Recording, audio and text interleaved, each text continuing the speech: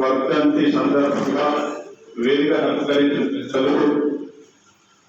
ఈ సమావేశానికి విచ్చేసిన అతిరథ మహారథులందరికీ పేరు పేరున ధన్యవాదాలు, శుభాకాంక్షలు.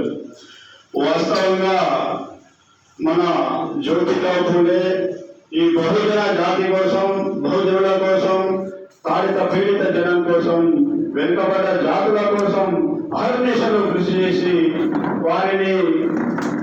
వారెంతో వారికి అంత వాటా, బహుజనుల వాటా కోసం బహుజనులు ఏదైతే కోల్పోతున్నారో, ఈ అణగారిన వర్గాలు ఏదైతే కోల్పోతున్నారో ఆ కోల్పోయినటువంటి దాన్ని పొందాలి మనమని పాల్పడ్డ వ్యక్తి, అతని భార్యను కూడా చదువు నిలిపి అతని బాటలో అతని భార్యను కూడా పాలు పంచుకునే విధంగా చేసినటువంటి మహనీయుడు జ్యోతిరావు ఫూలే. ఈ విషయాన్ని ప్రమాణమి 135 సంవత్సరాల నుంచి పోరాటం చేస్తున్నప్పటికీ ఇప్పటి వరకు కూడా ఈ బహుజన వర్గాలకు న్యాయం జరిగింది అంటే నేను ఒప్పుకోను. నేను పెండల సంపత్ పటేల్, తెలంగాణ రాజ్యాధికార పార్టీ వరంగల్ జిల్లా ప్రెసిడెంట్ గా ఉన్నాను. ధైర్యం అంటేనే నేనంటేనే ధైర్యం. ఎక్కడ 100 మంది ఉన్నా నేను ఒక్కరిని పోరాటం చేసే దమ్మున్న వ్యక్తులు మేము. అందుకోసమే మేము ఈ సమాజ స్థాపన కోసం ఉద్యమంలో ముందుకు వస్తున్నాం.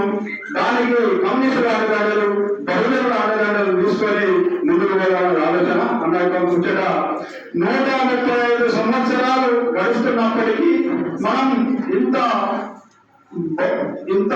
బహుళ జాతి సంస్థలు మనకు పరిచయం అయినప్పటికీ, ఇంత గ్లోబలైజేషన్ వచ్చినప్పటికీ, ఇంత ప్రజాస్వామ్యం డెవలప్ అయినప్పటికీ ఇవాళ ఒక సంఘటన జరిగింది.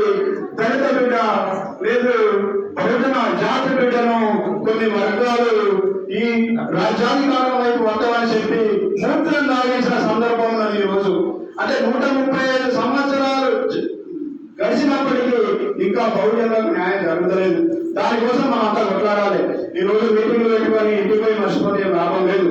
కాబట్టి ఒక పందా కావాలి, ఒక రాజ్యాధికార స్థాపన కోసం నడుపు బహుజనులంతా ఏకమై ముందుకు పోతే